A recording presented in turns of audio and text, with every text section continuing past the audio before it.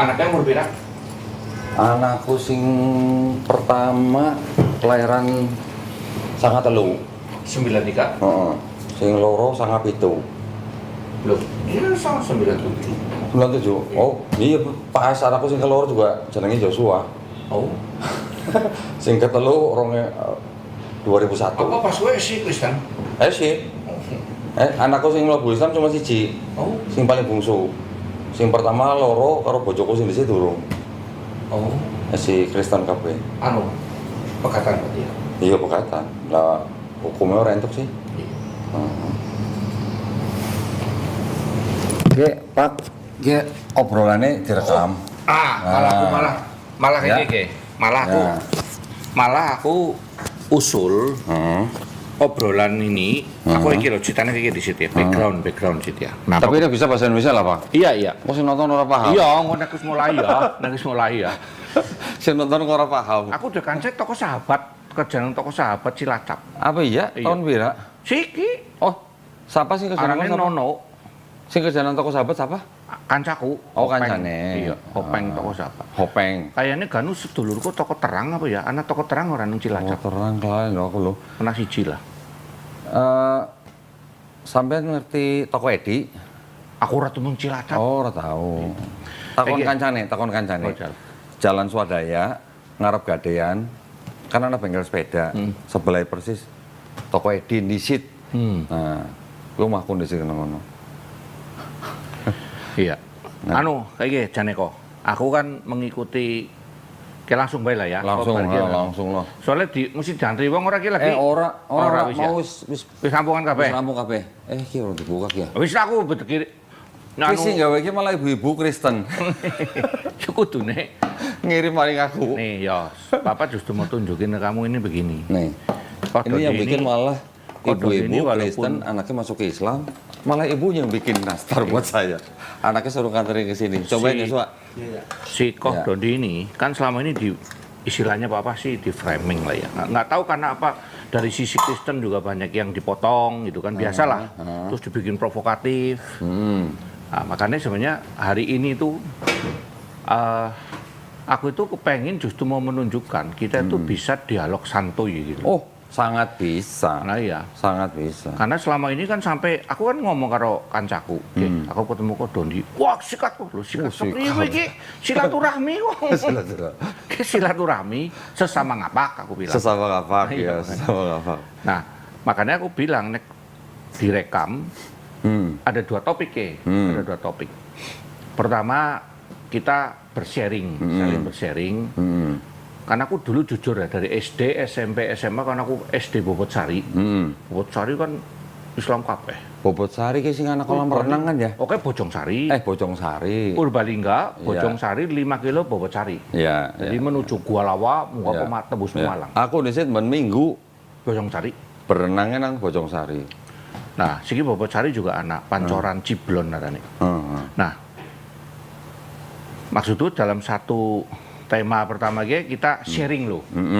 Sharing, karena aku dawek sebenarnya boleh dibilang kebalikannya karo Kodondi. Apa ya? Bahwa nek Kodondi kan mualaf, dari Kristen menjadi Muslim. Nah, aku Iya. boleh dibilang dari Muslim malah menjadi Kristen. Kawet non Muslim, kawet cilik apa? Susah ngomongnya gitu loh. Aku bahkan SD. Lah, kene ngomong bahasa Jawa ki ya langsung ngerti. Aku kudu ngwe terjemahan kok ki. Sudah ini. Nah, ini sudah mulai. Ki kan mau direkam ki. Oh ya udah, kita mulai aja. Gini. Nek ngomongnya bahasa ngapa kudu ngwe subtitle ki. Nggak usah.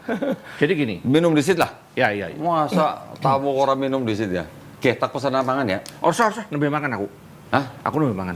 Kamu makan ya, Yos? Besok makan ya? Baru makan. Bener. Aku ini ya, kok. Dari undangannya ki apa ki? Heno apa, Ki? bae lah, Heno. Pak Aku Heno. umurnya 56, 57 saya. Oh. Lahiran 67. Kok Pak Dondi berapa? Pak Heno ki berarti apa sih ki pendeta? Sekarang saya ini sebenarnya gini ya, kependetaan itu kan sebenarnya agak rumit nih. Pendeta bahasa aslinya itu kan artinya pandito, pandit itu artinya orang pinter. Nah dalam hal ini, dalam hal agama, pendeta itu seharusnya adalah orang-orang yang ulama lah sebenarnya, yang sudah bersekolah, lalu dianggap kesarjanaan dalam bidang keagamaan. Cuma di dalam beberapa gereja kemudian istilah pendeta itu atau copot bel. Istilah pendeta itu diasosiasikan dengan mereka yang sudah full time dan ditahbiskan. Nah, sementara aku itu waktu itu ditahbiskan sebagai vikaris. Nah, vikaris itu mungkin ya setara dengan evangelis. Nah, ini memang agak lucu nih. Karena istilah evangelis sendiri sebenarnya adalah jawatan di dalam gereja, gembala, penginjil dan sebagainya. Nah, sekarang ini para pendeta diasosiasikan sebagai gembala. Sehingga agak rumit. Kalau ngomong bukan pendeta kok di mana-mana khotbah gitu kan. Jadi aku belum ditahbiskan dimanapun. Tapi aku melayani di sebuah gereja di Bandar Lampung. Tapi aku bersekolah cukup lama, 13 tahun. STT mana, Pak? STT RII, temannya Pak Steven Tong. RII? STT RII. RII. Sekolah Tinggi Teologi Reform Injili Internasional. Reform. Berarti Pak Heno ke Calvinis ya? Ya, Pak Esta Soru, Pak Budi Asali. Oh iya. Terus Pak Deking Gadas. Itu adalah kira-kira sealiran. Jadi, nah itu nanti juga akan menarik nih, orang yang ngomong bahwa di Kristen itu ada 40.000 aliran, itu sebenarnya orang-orang bodoh yang ngomong begitu. Ya harus di situ. Karena istilahnya itu sebenarnya merujuk pada organisasi. Karena istilah aliran itu kan paham. Mungkin kalau di Muslim itu mazhab apa ya?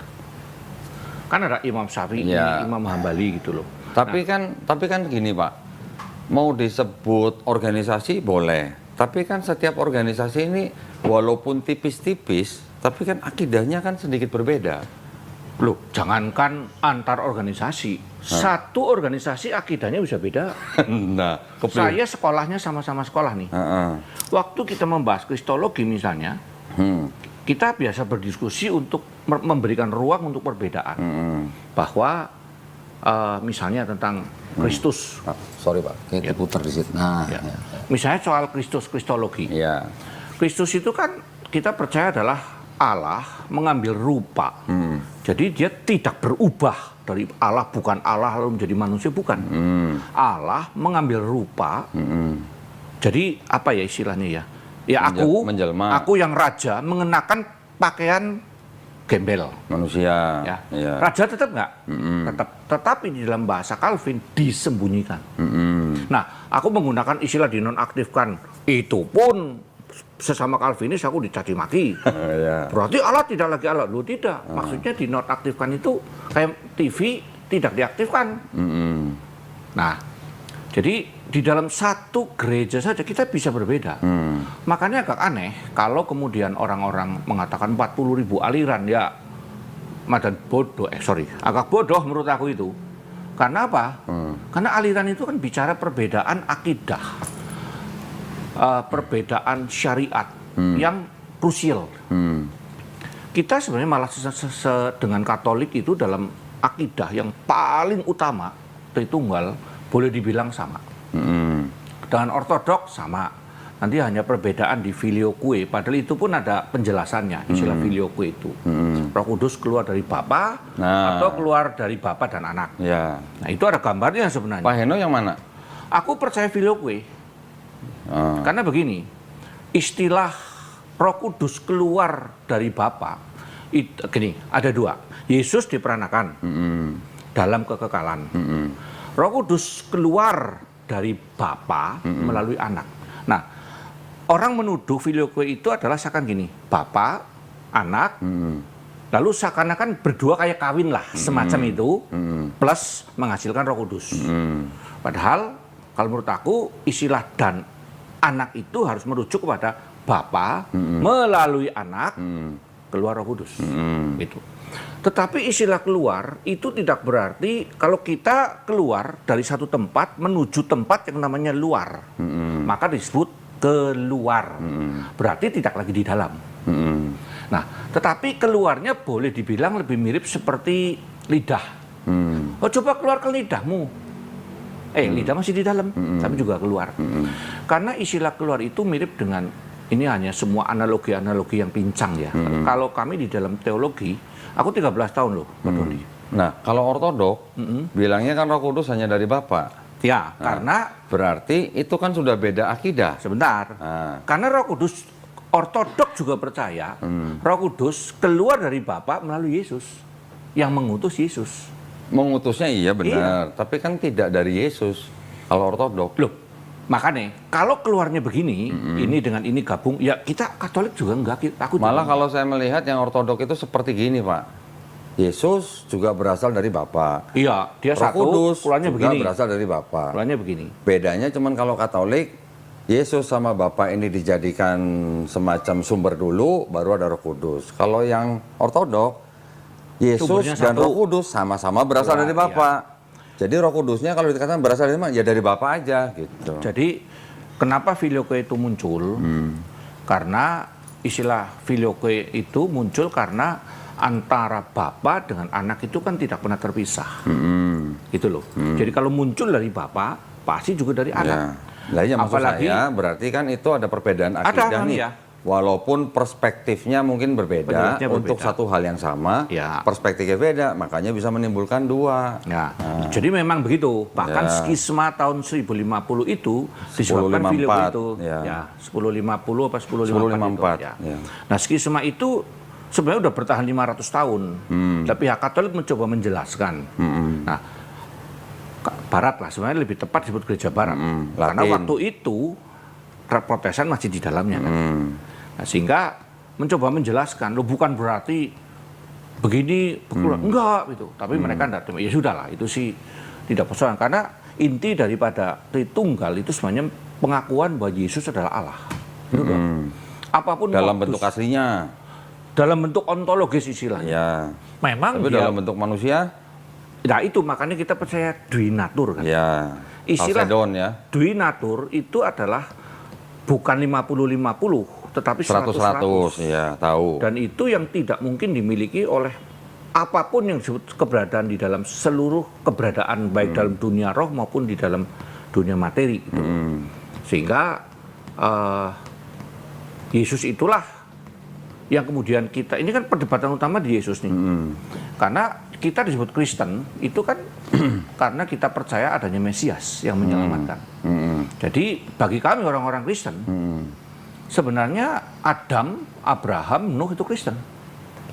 Nah, Karena mereka menantikan Mesias atau Kristus. Mesiasnya yang syaratnya gimana tuh Pak? Kalau yang Abraham nantikan itu? Gini, kita percaya kalau dari yang saya pelajari ya aku pelajari, bahwa Mesias itu diproyeksikan secara progresif. Perlahan-lahan sampai mewujud. Jadi pertama kejadian 3:15 disebut dengan proto-evangelism. Ya. Ya masih samar-samar. Lalu di dalam zaman Musa, kemudian dikatakan lagi, aku akan membangkitkan seorang nabi yang seperti kamu dari antaramu. Nah itu orang juga masih berpikir tentang nabi. Lalu kemudian semakin ke sini, lalu oleh Mika, oleh Yesaya, Yeremia, bahkan nanti Maleaki kalau nggak salah, hati Bapa kepada anak dan sebagainya itu adalah nubuat kepada Yesus. Nah kemudian berhenti pada abad keempat sebelum Masehi kan, zaman Maleaki itu. Lalu wujud sesungguhnya adalah Yesus. Sehingga Ibrani kan mengatakan bahwa Yesus adalah wujudnya dan seluruh kisah di sana adalah bayang-bayang. Nah sebenarnya kalau orang belajar teologi, bayang-bayang ini wujudnya banyak. Baik berupa majas-majas ataupun berupa tipologi. Tipologi itu apa sih? Tipologi dari kata type kan. Tipologi itu apa ya? Contohnya gitulah. Misalnya yang Yunus masuk ke perut ikan 3 hari. Sebentar, Pak. Kopi apa ya? Mau ngopi nggak? Kopi hitam. Ya. Aku yuk, kopi yuk. encer tapi manis. Aku soalnya gulanya rendah. Oh, tuh. Kopi hitam Iya. manis. Iya. Yosua? Nggak Oh, pakai hitam gula. kayak orang Jepang. Aku encer ya. Tapi ya. Iya. Manisnya yang gak usah banyak-banyak. Iya, 1 sendok setengah kecil aja. Ah, ya. Nah, lanjut Pak, lanjut. Nah, gitu. Jadi Yosua, ambil dong. di dalam kita punya pengertian itu progresif. Jadi ciri-cirinya apa dan sebagainya masih bayang-bayang. Perjanjian lama tidak bisa. Nah, kemudian ini kan mulai waktu mewujud datang si Mesias itu. Lah, perhatikan, kata Mesias itu sendiri itu artinya diurapi. Dan diurapi itu ada 3. Raja, imam, dan nabi. nabi. Sehingga Raja Kores pun dari Persia Mesias. disebut sebagai diurapi. Ya. Nah, tapi kan lucu lagi, kapan Kores itu diurapi? Wong nggak ada yang mengurapi dia. Biasanya diurapi oleh imam atau oleh nabi kan. Ya, intinya istilah diurapi sebenarnya boleh dibilang diutus lah. Yang diutus oleh Allah sendiri. Jadi tidak bisa dipatok seperti itu. Tetapi kemudian ketika muncul Kristus sejati, karena memang waktu itu orang-orang menantikan tuh banyak Mesias. Bahkan nanti kan muncul Mesias yang disebutkan dalam Perjanjian Baru, yang kita kira Mesias ternyata bukan gitu kan. Nah, itulah Yesus. Nah, dan itu gambaran mengapa dia disalib itu ya karena gambaran orang Yahudi salah tentang Mesias. Sehingga sampai sekarang dia masih menantikan namanya Mesias itu. Pak Heno mengatakan mengatakan pandangan Yahudi tentang Mesias itu salah, dasarnya gimana? Dasarnya tentu Alkitab. Ya, dari Jadi, mana? kan kita tahu ya, loh iya, karena... Betul dari Perjanjian Lama atau Perjanjian Baru? Nah ini menarik ini. Ini banyak perdebatan nanti di Kristen, bahkan yang katanya Perjanjian Lama sudah batal dan sebagainya gitu ya.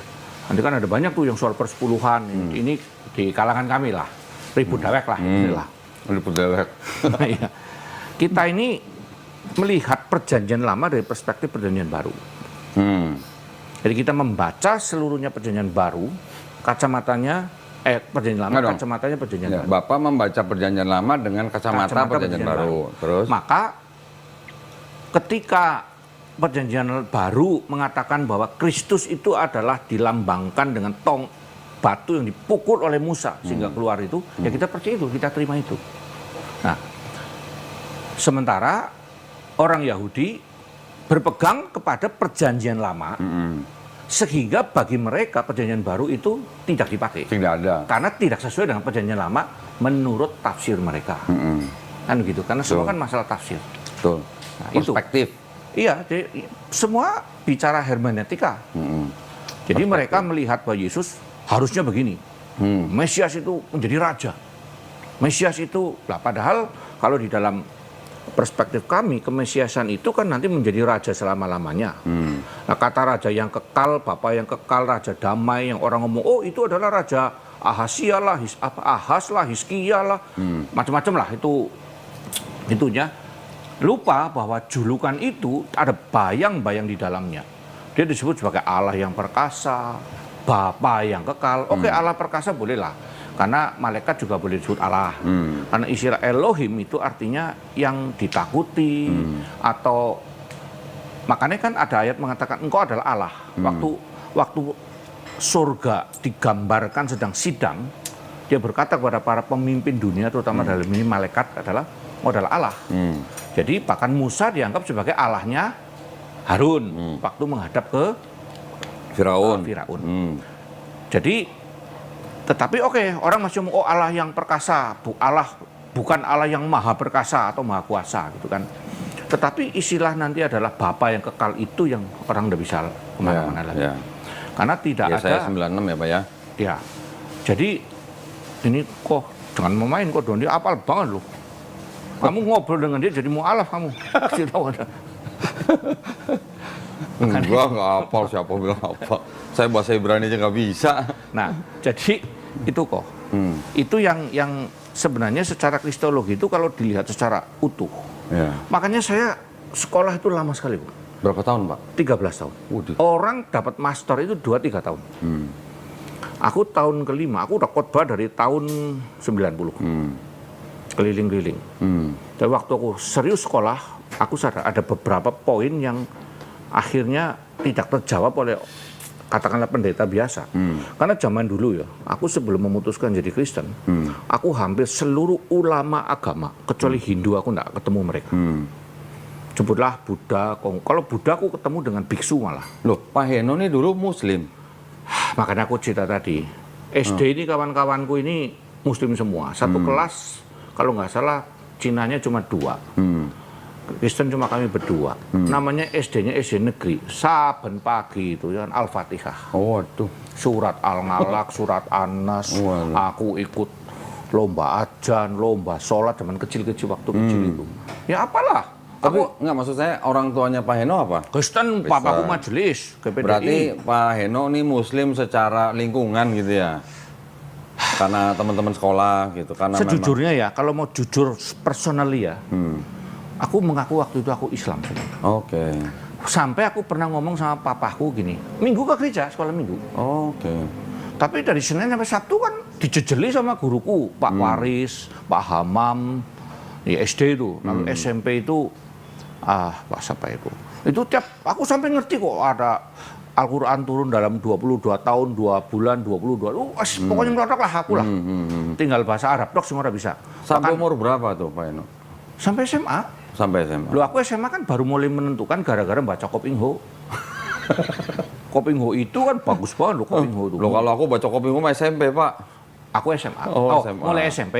Ya. Cuma kan mulai mengulik kan di sini. Ya, Kopingho itu kan bisa membenturkan antara Taoism dengan Buddhism. Iya. Jadi dia pakai Tao Te Ching dijawab pakai Susi. Aku tak baca semua itu. Waduh. Tao Te Ching tak baca Katam. Iya. Aku juga Katam baca Konghucu kitab 4. Bhagavad Gita Kerampungna. Waduh. Aku selesaikan sekalian. Ya. Al-Quran ya dari SD baca secara Arabnya tentu nggak tahu. Itu hanya terjemahan aja. Nah di situ aku sempat ngomong, Pak, aku mau sunat lah Pak, resmi aja. Papaku bijak sekali. Dia walaupun majelis gereja, dia ngomong gini, kamu masih terlalu muda. Kamu tiap hari diajak ngaji, sore ikut pengajian. Rumahku dekat masjid, ikut rombongan rame-rame. Waduh. Tapi yang nggak di dalam. Ya. Dia lagi alif, bata, sajim, ha, ho, dal, dal, ro. Wah, dan Pak Heno di luar. aku ya di luarnya di pintu loh. Ya, Aku ya, masih ya. kayak ingat sekali aku Ya, duduk di ya, pintu ya. loh dengerin Ya, ya, ya. terus jadi rupanya pengajian cuma diajarin baca Ya, ya. dan seterusnya lah. Sampai SMP masih juga ikut Islam. Waktu SMA baru ada pelajaran agama Kristen. Papaku ngomong tunggu, kamu sudah gede, putuskan. Masih terlalu kecil, nanti kamu berubah lagi. Walaupun sunat itu Kristen sunat juga boleh. Ya. Nah, kenapa? Karena waktu itu setiap hari guru agama, wah kalau tidak Islam kamu masuk neraka dan lain-lain lah pokoknya. Jadi kan ya wedi lah. Setiap malam ya papaku itu tak bangunin loh. Wah, takut Pak. Wedi apa? Wedi mlebu neraka. Hari ini kamu salah apa? Loh, kamu ada salah? Enggak. Kenapa takut masuk neraka? Aduh. Wah, karena aku tahu dosa manusia banyak sekali. Lalu aku masih ingat setiap hari papaku tuh minta aku baca perjanjian baru. Sampai katam itu SD udah katam aku perjanjian baru. SD. Matius sampai Wahyu setiap hari. Itu yang penting dicoret-coret. Sayang Alkitab bahasa terjemahan lamanya kok hilang. Merah apa? Pokoknya sing berkesan. Ya, ya, ya. Nah, kemudian sampai SMA lah aku mulai ketemu ya ada yang kiai, ada yang ustadz, tak ajak debat. Terakhir banget aku ingat tahun 86, 87 awal. Aku ke Waisak, aku ketemu dengan biksu di Borobudur sama kawan-kawan. Aku ngomong sama dia, malam ini kalau kamu jawab pertanyaanku, aku jadi biksu malam ini. Waduh. Tapi bukannya dijawab malah ngamuk-ngamuk kok. Domai awal wah pada baik. Dikeplak orang Yuk, karena dia diserang dari orang muslim. Lu kafir, lu penyembah berhala dan lain-lain. Dia marah dia. Hanya dia membalas kita. Kamu orang bertuhan. Tuhan itu ciptaanmu sendiri, tahu nggak? Wah, akhirnya aku waktu itu nggak ngerti, jadi bengong. Loh, iya benar juga ya. Sini Islam ngomongnya Allah Subhanahu wa Ta'ala, dengan nabinya terakhir adalah Muhammad, lalu sebagai Rasul. Kristen satu-satunya jalan adalah Yesus. Yang benar mana? Nah, itu mulai pencarian. Umur berapa tuh Pak Hen? SMA lah. Oh, udah SMA. Waktu 87 aku kuliah tingkat 1 di UPN. Oh, udah kuliah. Aku lulusan UPN Veteran Yogyakarta. Oh, ya. Dari 600 itu kayaknya Cinanya cuma 2 orang. Satu angkatan ekonomi Ya, itu. ya, ya. Nah, di situ aku mulai bergumul mencari sana sini. Pertanyaanku cuma satu. Apa? Kalau hari ini kamu mati, sekarang mati. Aku pertanyaannya lucunya gini dulu. Kalau aku ini malaikat maut ya. Bentar. Oh ya, sudah. Terus Pak. Kalau aku ini malaikat maut, terus aku datang sama kamu, kamu mau bawa pulang sekarang, kamu siap nggak? Tidak siap. Masih banyak dosanya. Rata-rata semua orang, siapapun agamanya lah. Aku nggak mau sebut satu-satu. Ya. Tapi begitu ketemu pendeta, Jawabannya saklek, pasti selamat. Hari ini juga. Hari ini juga. Iya, iya. Kamu akan bersamaku di Firdaus. Dalilnya itu. Dalilnya itu. Iya, iya. Satu-satunya yang itu. Lalu kan aku dulu diajari di SD itu bahwa di Islam itu nanti orang itu akan digodok di neraka dulu, dibersihkan lah, semacam purgatori di Kristen kan juga ada kan? Di Katolik juga, iya. Katolik. Tetapi aku waktu itu mulai berpikir begini, tunggu dulu, alam barzah, alam kubur, bukankah memasuki alam kekekalan tanpa kronos? Nah ini mulai masuk filsafat nih. Bagaimana mungkin ada periode tertentu seperti kita hari ini? Nah di situ aku mulai bergumul. Akhirnya aku memutuskan jadi Kristen itu tahun sekitar 87, 88 itu. Udah selesai SMA berarti? Itu kuliah di Jogja. Pas kuliah. Setelah debat dengan biksu itu. Iya. Oleh aku mencari sana sini, aku ngomong, ini aku mesti masuk salah satu. Yang paling masuk akal adalah Kristen. Kenapa? Simpel aja pertanyaanku simpel aja. Jika ada 5 tukang sabun datang ke tempatku, semua aku nggak ngerti latar belakangnya, produknya nggak ngerti. Harganya semuanya sama. Tanya satu-satu. Pakai sabun ini bersih nggak? Ya mudah-mudahan bersih. Satu ngomong, ya tergantung caramu mencucinya. Yang ini, ya tergantung amal baikmu lah. Yang satu ngomong, pasti bersih. Loh, tapi nggak bisa nyuci. Alah pasti bersih, rendam saja. Nggak usah diapa-apain. Mencuci sendiri. Kira-kira begitu. Itu analogi buat Kristen tuh ya? Analogi Kristen. Ya. Akhirnya aku sadar, paling masuk akal Kristen. Karena aku sudah mendalami semua. Dan kemudian memang membingungkan. Nah, aku baru sadar ketika kuliah, itu persoalan di epistemologi namanya. Karena manusia itu kan punya framework berpikir yang membuat kita menilai atau paradigma kita dalam perspektif yang kita sudah bentuk sebelumnya. Maka setiap kali ada orang yang di luar Kristen menyerang Kristen, aku ketawa. Nggak pernah aku mau debat sama orang Islam. Nggak pernah mau debat sama orang Buddha. Di dalam kekristenan sebenarnya yang benar ya sesuai Alkitab ya. Pertama tidak ada perdebatan apalagi maki-maki agama lain. Harusnya begitu Pak ya? Tidak ada. Tidak ada. Terus? Paulus ke Athena. Dia berkata, Allah yang tidak kamu kenal itu yang saya beritakan. Dia masuk melalui kesamaan. Jadi kita menginjil wajib. Akidah kita sama dalam satu hal. Ada 2-3 agama samawi, Yahudi, Islam dan Kristen. 2 yang dakwah, itu Islam dengan misi. Ya pokoknya berdakwah. Ya misi. Jadi kalau Yahudi kan enggak, dia nggak mau peduli kan. Nah, kalau bisa mah jangan masuk Yahudi. Iya kan? malah. Bahkan setelah kita menjadi disunat dan sebagainya, tapi ya warga kelas 2 lah intinya lah. Nah, jadi kita sama-sama dakwah. Nah di dalam berdakwah itu ada apologetika yang oleh Petrus mengatakan pertanggungjawabkan imanmu. Nah itulah kata apologetika ada di situ. Pertanggungjawabkan imanmu dengan lemah lembut. Tapi dasarnya manusia ini ya beragama itu kadang-kadang kan cuma ya kalau ada istilah orang Islam kadrun ya di Katolik ada katrun, Katolik kurun. Lu aku bocah di ndasmu gitu. Dalam hati. Sampai temanku yang hari ini mau nemeni itu kan muslim tapi sama-sama orang kungfu ya. Sama Pak Heno. Bapak orang tua kok digituin enggak marah, aku bilang. Bagi aku ya mereka orang yang tak beradab. Beragama tak beradab, beriman tak berakal. Hati enggak pernah berubah, status doang. Dan bagi aku orang seperti itu bukan dimarahin, tetapi dikasihani. Nah, kalau menurut Pak Heno, kalau ada pendeta yang debat terbuka, ada penontonnya dan segala macam, mulutnya ngeluarin katanya apa? Bodoh, kamu bodoh, gitu, itu gimana? Nah gini. Itu orang Calvinis loh, Pak. Iya. itu kenal Pak orangnya? Ya kan, dia tahu lah. Aku kan mengikuti gini. Oh tahu ya. Ada dua. Pak Dondi harus lihat gini. Saya sendiri kadang-kadang ketika diserang tuh bales. Kamu yang goblok, kamu dungut, tolol, ndasmu jeblok. Aku barusan tadi ini. Lah wong anak muda, psikiater katanya. Aku menyebut dia psikiatres. Psikiatres. Oh, dia bisa ngomong gini. Kepalamu apa ya ngomong ndasmu dulu. Anak muda perempuan gambarnya cantik loh. Ngomong ke Pak Heno begitu? Iya. Loh. Aku bisa tunjukin sekarang. Aku langsung ngomong. Dia orang Katolik. Ngaku nggak tahu ya, ngakunya Katolik, membela Katolik. Aku dalam hati, lah iya apa begini? Nah, sebenarnya kita ngomong bodoh maki-maki itu kalau bagi aku masih oke ke dalam. Ke dalam. Kristen. Sama Kristen. Sesama Kristen. Kenapa? Karena itu bagian daripada hardikan Tuhan. Misalnya Tuhan Yesus itu menghardik Herodes dengan serigala. Lalu Yohanes Pembaptis itu kamu ular beludak dan sebagainya gitu. Tetapi tentu ada batasan, ada kondisi-kondisi yang harus dilengkapi semua baru boleh gitu loh. Dan menurut aku sampai dengan hari ini aku tidak punya kapasitas untuk seperti mereka. Gitu. Kalau aku loh ya. Nah kalau yang Yesus ngomong sama wanita Samaria anjing gimana tuh Pak? Nah lain lagi itu tafsirannya jangan salah. Enggak, saya taunya itu tradisi.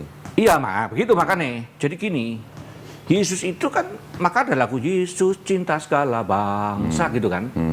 Jadi Yesus itu ngomong di depan umum loh. Kalau tiba-tiba ngomong, ya sini. Dia kan langsung dihantam oleh itunya. Maka dia menggunakan bahasa tradisi Yahudi. Di luar Yahudi adalah anjing. Nah, yang kedua, tapi jangan salah, anjing itu juga katanya di sana itu juga binatang kesayangan sebenarnya. Betul, itu sebuah perendahan. Jadi ketika dia mengatakan, loh, ingat loh, ini ngomong di depan umum loh. Dia mengatakan apa? Loh, kalau aku berikan makanan kepada anjing, sementara yang anak-anaknya belum pada kenyang, gimana?